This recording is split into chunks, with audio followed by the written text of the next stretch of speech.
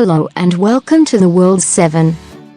Today we will be taking a look at the 7 richest or wealthiest countries. So sit back, relax, press that subscribe button and enjoy the video.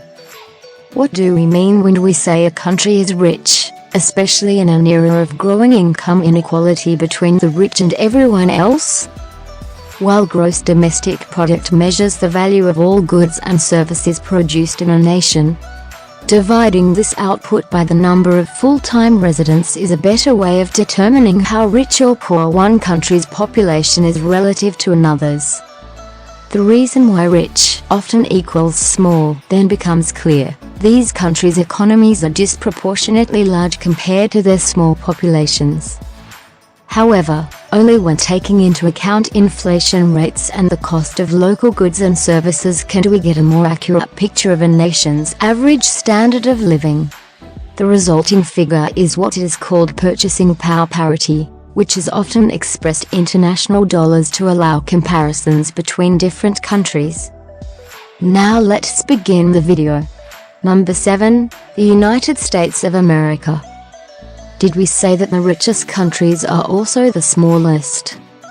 That is not the case, of course, of the United States, which during a very difficult 2020 still managed to climb to the top 10 of the list after teetering on its edges for the best part of the last 2 decades. But did Americans truly get richer during the pandemic?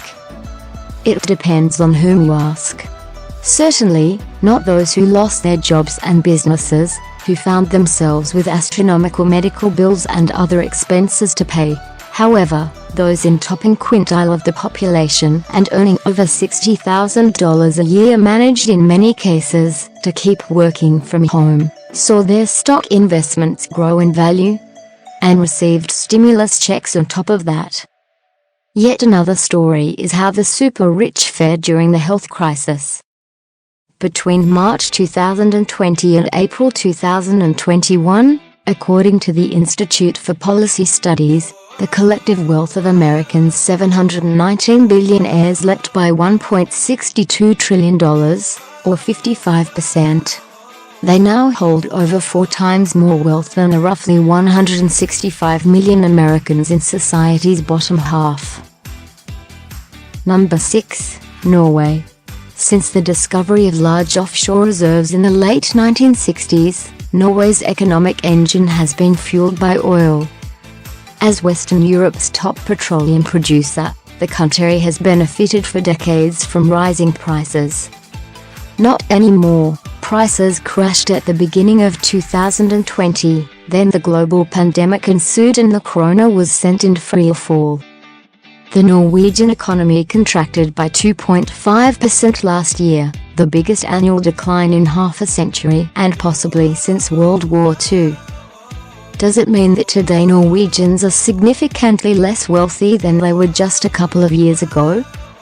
Probably not, and GDP growth is already projected to rebound in 2021 to 3.9%. Furthermore, when it comes to any economic problem fate might throw at them, Norwegians can always count on their $1.3 trillion sovereign wealth fund, the world's largest. Yet Norwegians know that with great wealth comes great responsibility. Unlike many other rich nations, high per capita GDP figures are truly a reflection of people's financial well-being, since Norway has amongst the lowest income inequality gaps in the world. Number 5, Switzerland. Why chocolate, the bobsleigh and of course the Swiss Army knife. But also the computer mouse, the immersion blender, Velcro and LSD.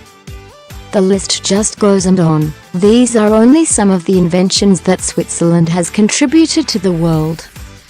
Today, however, this country of about 8.6 million owes much his wealth to its banking and insurance services and to tourism, as well as to exports such as pharmaceuticals products, gems and precious metals, precision instruments and machineries from watches to medical apparatuses and computers. Is it really a surprise that Switzerland has the highest density of millionaires in the world? According to the most recent estimates, For every 100,000 residents there are 9,428 of them. The 11.8% of the total considering just the adult population. All that money, however, could not shield the Swiss economy from the effects of COVID-19. In 2020 production declined by 2.9%. Number 4. Qatar.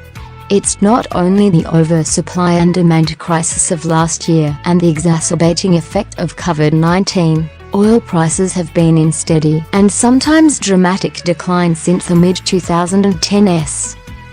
The per capita GDP of a Qatari citizen was over $143,222 in 2014. It was just $97,846 a year later, and nowadays it is even lower than that.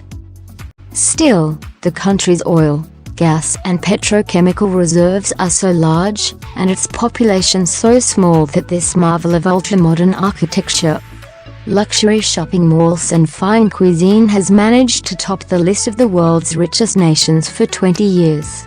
The economy has showed a certain resilience and is now projected to rebound amid a rise in gas production and investment in preparation for the 2022 World Cup. And now kicking off our top 3 is Ireland. Until recently, Ireland seemed unstoppable.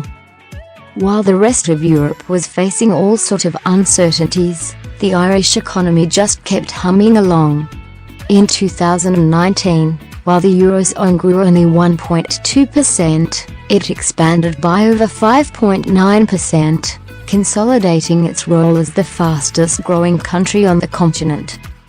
That all changed in 2020. Economic growth more than halved from the previous levels, although it is expected to rebound nicely this year. A nation of fewer than 5 million inhabitants, Ireland was one of the hardest hit by the 2008 financial crisis. Following some politically difficult reform measures like deep cuts to public sector wages and restructuring its banking industry, the island nation regained its fiscal health, boosted its employment rates, and saw its per capita GDP almost double in a short amount of time. Do citizens feel twice as rich as 10 years ago? Probably not. Ireland is one of the world's largest corporate tax havens, with ordinary people benefiting far less than multinationals do. Number 2. Singapore. With an estimated net worth of $23 billion, Restaurateur Zhang Ong is the richest person living in Singapore. The 93-year-old George Guan Liang, the founder of one of the world's largest paint manufacturer, is a close second with his $21.7 billion fortune. In third place with assets of about $15 billion is Eduardo Saverin, the co-founder of Facebook, who in 2011 left to the US with 53 million shares of the company and became a permanent resident of the island nation. Singapore is an affluent fiscal haven where capital gains and dividends are tax-free. But how did Singapore become so prosperous? When the city-state became independent in 1965, one half of its population was illiterate. With virtually no natural resources, Singapore pulled itself up by its bootstraps through hard work and smart policy, becoming one of the most business-friendly places in the world. Today, Singapore is a thriving trade, manufacturing and financial hub. And topping the list is Luxembourg. You can visit Luxembourg for its castles and beautiful countryside, its cultural festivals or gastronomic specialties. Or you could just set up an offshore account through one of its banks and never set foot again, as many do. It were a pity though, situated at the very heart of Europe, this nation of about 625,000 has plenty to offer, both to its tourists and its citizens. Luxembourg uses a large share of its wealth to deliver better housing, healthcare and education to its people, who by far enjoy the highest standard of living in the Eurozone. Yet, while both the global financial crisis and the pressure from the EU and OECD to reduce banking secrecy have had little impact on the economy, The country topped the $100,000 mark in per capita GDP in 2014 and has never looked back ever since. Even the pandemic wouldn't change that. And that completes the list of 7 richest countries as of 2021. Thank you for watching the video. Subscribe and like the video for more great content.